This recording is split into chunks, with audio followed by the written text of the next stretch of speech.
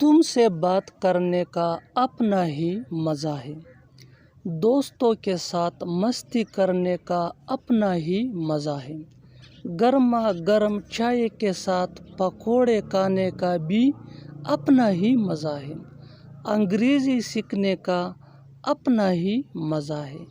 ان جملوں میں ہم کہہ رہے ہیں اپنا ہی مزہ ہے۔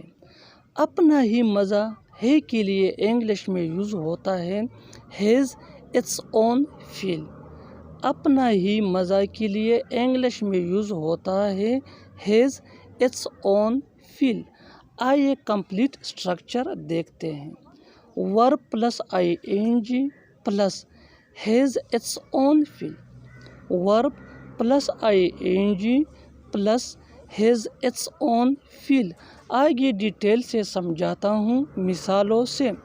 تم سے بات کرنے کا اپنا ہی مزہ ہے، تم سے بات کرنے کا اپنا ہی مزہ ہے۔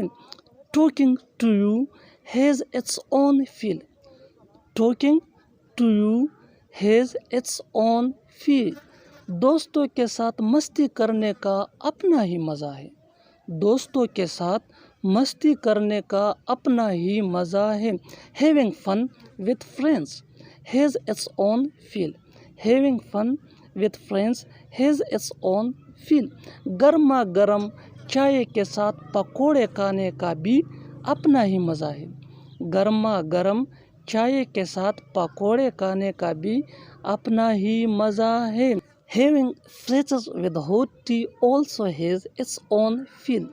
Having fritters with hot tea also has its own feel.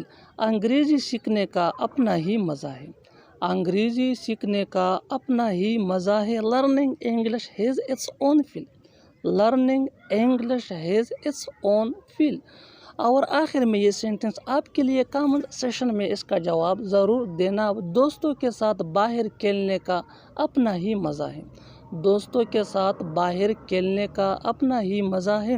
Subscribe English piece for more advance English sentence structure. Thanks ma'am.